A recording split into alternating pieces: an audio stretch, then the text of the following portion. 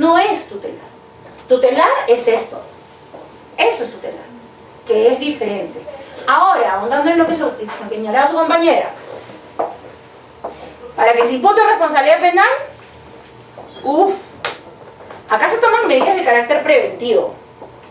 Por ejemplo, a veces suspender régimen de visitas. ¿Por qué? Porque ustedes lo van a ver, me imagino que en la siguiente clase no hay una, no hay dos, hay abundante jurisprudencia internacional de gente que por tener un lío de pareja y por no cortar la tenencia y el régimen de visitas, los patas han terminado matando a las hijas. 2 casos internacionales conocidos, uno del sistema interamericano, uno del sistema universal. Ni siquiera son uno, en el sistema universal hay 5. El último, además, uno que acaba de matar en España hace 2 semanas a su pareja, igualito que un caso del 2014, que también España perdió. Que la señora había denunciado violencia y no se suspendió el régimen de visitas, depende del riesgo. Obviamente, no todo caso es igual. Por eso acá, ¿yo qué evalúo? Riesgo, no culpabilidad. Evalúo riesgo. Me juego en torno al riesgo. Porque si el riesgo es alto, no me la juego. Si el riesgo es bajo, no suspendo, pero si el riesgo es alto, sí suspendo. Entonces sí hay que tener presente que una cosa vincula a la otra. Si bien es cierto acá yo voy a condenar y mi estándar probatorio es distinto, aquí en la lógica tutelar a mí lo que me interesa determinar es riesgo, no culpabilidad. Y si hay indicios de riesgo, ¿y dónde encuentro los criterios de riesgo? En la ficha de valoración de riesgo que está aprobada en el reglamento de la ley 3364 en la parte de atrás. E inclusive ahora vamos a ver que en la última reforma en el texto de la norma se han puesto inclusive criterios de valoración del riesgo, para que ya no quepa duda de qué es lo que se entiende por criterio de valoración del riesgo. ¿Por qué? Porque puede que yo no suspenda la patria potestad, pues no lo hago. A pesar de que es una historia con múltiples denuncias de violencia, la persona tiene realmente episodios de violencia muy graves, ¿no? ¿Y qué pasa si una vez se la mata? ¿Qué pasa si la mata? ¿Quién le va a devolver la vida? Porque acá yo me curo en torno al riesgo, evalúo riesgo. Y obviamente, ¿dónde está el kit del asunto? En que se haga bien esto, que no siempre se hace bien. En realidad me atrevo a decir que la mayoría de veces no se hace bien. Porque la evaluación del riesgo es la que te va a permitir ver qué medida de protección aplicas y qué medida cautelar aplicas. La lógica acá no es la culpabilidad. La lógica acá es si hay más riesgo o menos riesgo de que haya una afectación a la vida o la integridad. ¿Puedes equivocarte? Por supuesto que desde luego que te puedes equivocar, por eso todo esto es provisional. Todas las medidas de protección están sujetas a variación. Inclusive las medidas cautelares están sujetas a variación. Todo depende de la evaluación del riesgo. Se mantiene el riesgo, se mantienen las medidas. No se mantiene el riesgo, se caen las medidas.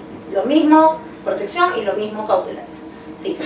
Mientras que sí, o sea, mientras que está todo el proceso, el que solicita las medidas de protección es el abogado al fiscal. No, con la nueva, con la nueva ley. No, a ver. Con la ley que está vigente desde el 2015, ¿ya? El esquema no ha variado inclusive con las últimas reformas. Vamos a ver el esquema original para que quede claro para todos y en qué ha variado un poquitito ahora lo vamos a ver. En la ley del 2015, la mayoría de casos estaban diseñados para que entren por acá. Que en realidad 7 de cada 10 mujeres que denuncian, de acuerdo a la encuesta nacional demográfica y de salud familiar, denuncian por la policía. Entonces la policía, y tienes un esquema por el cual hay un periodo muy cortito para una investigación muy sumaria. ¿Cuánto es el tiempo? 24 horas. Y pasa tu caso al juzgado de familia. En la norma original, el juzgado de familia tenía ¿qué plazo? 72 horas para convocarte a una audiencia. Y en esa audiencia tenía, sobre la base de evaluación del riesgo, que dar medidas de protección y o medidas cautelares. Luego de que pasaba esto, el juzgado de familia remitía a la Fiscalía Penal, el juzgado penal dependiendo si esto era delito, o al juzgado de paz letrado si esto se trataba de una falta. Eso era en la norma anterior. Digamos, en la norma vigente sigue siendo así. ¿Qué es lo que se ha añadido con la última reforma? Ahora ya no solo yo puedo denunciar ante la policía. Lo puedo hacer ante una fiscalía penal, lo puedo hacer ante una fiscalía de familia, o puedo ir directamente, eso también está en la norma anterior, al juzgado de familia. ¿Qué ha variado? Este plazo ya no es 72 horas más, se ha cortado. es más chico, lo vamos a ver en un momento, y siempre es el juzgado de familia el que me da la medida de protección y la medida cautelar. Siempre sobre la base de evaluación del riesgo. Siempre es una facultad jurisdiccional que se tiene que dar en audiencia, que además ahora se ha reforzado, audiencia inaplazable, ahora se ha considerado 24 horas, 48 horas. Y con una reforma del Congreso, casos de no riesgo van a ser 72 como antes. Pero ahorita lo único que está vigente es 24 y 48. De 72 está todavía pendiente de promulgación. ¿Ok? Entonces, nuevamente, yo ahora, en este esquema, lo único que tengo adicional con la última reforma de agosto de este año, que es el decreto legislativo 386, es más puertas para entrar. Pero el esquema en sustancia no ha variado. Siempre la medida de protección y la medida cautelar gira en torno al juzgado de familia. Su principal función es evaluar el riesgo y dar medida de protección y medida cautelar. Y eso es conectado, pero no igual, a la acción penal que sucede cuando yo tengo un delito. En buena parte de casos, esto es así, es lineal. Debería ser así, en todo caso. Pero en muchos casos no es así. En muchos casos es así, de frente. Y esto, como hemos dicho, nunca pasa. Nunca pasa. En los casos clásicos de delitos, violaciones, tocamientos y demás, esto se va de frente así. Agresión. En el delito de agresión, la mayoría hace esto, porque no sabe qué es delito. Es así de sencillo. Es un tema de que la gente no sabe que hoy cosas que antes eran falta, hoy día son delito. Una preguntita, doctora. ¿Qué pasa con las comunidades nativas? Ahora lo vamos a ver porque ha habido una reforma también para aplicar derecho en zona rural. ¿Por qué? Porque en comunidades nativas tenemos un problema, que según nuestra norma consuetudinaria, el límite de interacción era el juzgamiento de delitos. Los delitos generalmente se trataban en la justicia ordinaria. ¿Pero qué ha pasado? Que ahora casi todo es delito. Y por lo tanto, ¿qué pasa con los casos de violencia contra las mujeres y familiar clásicos que antes se abordaban en la justicia de paz y o en la justicia consuetudinaria? Y ahora más bien todo el mundo anda pensando que van a pasar a la justicia ordinaria. Justamente se ha hecho un cambio y ahora en la ley que viene del Congreso, que está por aprobarse, de la que vamos a hablar, también se está volviendo a poner que esa es una excepción, porque es imposible en zona rural pedirle a la gente que vaya a un juzgado de familia, eso no existe. Ni a un juzgado más letrado, eso no existe más. O sea, o el APO de tu comunidad te resuelve, o no te va a resolver absolutamente nadie. Y en el caso de delitos, ¿no?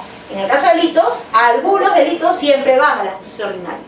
Y además con mucho sufrimiento para las víctimas, violación sexual por ejemplo. Entonces, En muchos casos. En muchos casos. Y además con lo que eso significa para las víctimas por un tema de disponibilidad de acceso a la justicia. Los servicios no están cerca. Pero vamos a ver que hay un tema normativo ahí que vamos a conversar en un momento. ¿Sobre eso alguna pregunta? ¿No? Doctor, antes que nada, en el caso hipotético que se activa un delito de violencia contra la mujer, toma conocimiento el fiscal, con la nueva norma el fiscal está obligado a prestar la protección y la medida cautelar. Vamos a ver. ¿Quién conoce el delito? El policía. Policía, en primera instancia, ¿no? Le pregunto Puede ser ya. policía, Vamos a poner policía. el caso típico. Por una cámara de seguridad vemos que un señor le está jalando de los pelos a su novia. ¿Se entiende? Eso lo ves desde la central de Serena. Pecenate, San Martín de Porres, en Miraflores, en San Isidro, en la parte de Lima que quieran. Ves por las cámaras que un pata está que le jale el pelo, le empuja, interviene en el serenajo. Violencia. ¿Qué está interviniendo ahí? Flagrancia delictiva. Eso es lo que está pasando, flagrancia delictiva. Cuando tú tienes un caso de flagrancia delictiva, ¿qué es lo primero que haces? Que ya por default lo haces. ¿A quién llamas? A la Fiscalía Penal, ¿cierto? Obvio. Ya. ¿Qué es la parte que la mayoría no hace en esos casos? La medida de protección. La medida de protección. ¿Qué es lo que debería pasar hoy día? Ese serenajo que interviene con la policía, llamar a la Fiscalía Penal para que intervenga para lo pertinente y dar cuenta al juzgado de familia para que adopte las medidas pertinentes. ¿Por qué? Porque de repente el fiscal penal va a considerar comparecencia. Por lo tanto va a haber libertad. Por lo tanto, ¿quién va a proteger a la víctima? El gato. Por lo tanto, por eso es que en esos casos siempre hay que satisfacer esto. E inclusive, vamos a verlo ahora, hay un caso en el decreto legislativo último, en el 386, que habla de flagrancia en casos de riesgo severo. Si el riesgo te sale severo, ni siquiera es el juzgado de familia el que va a pronunciarse sobre las medidas de protección. Aquí, cuando incoas el proceso inmediato, es el juzgado penal el que se va a pronunciar sobre las medidas de protección. ¿Se puede riesgo severo por la calidad de persona? Por decir que tenga licencia de arma. Es uno de los factores de riesgo severo. El riesgo es una sumatoria de varios factores. Por ejemplo, consume alcohol. Por ejemplo, tiene drogas. Consume drogas. Por ejemplo, tiene acceso a armas. Por ejemplo, tiene antecedentes delictivos. Por ejemplo, tiene rasgos violentos. Por ejemplo, antes tenido antecedentes semejantes de violencia en escalada. Doctora, Todo eso es una sumatoria. hemos visto en la televisión del caso de una universitaria. Que hay ¿Cuál de una- todas? Hay una chica, hay un joven que la paga. Es acoso. Ah, ya. Y no se dictan una medida de protección. Sí, que está muy mal. Porque además vamos a ver, chicas, chicos, si tienen una pregunta la hacemos en conjunto. Vamos a ver el caso.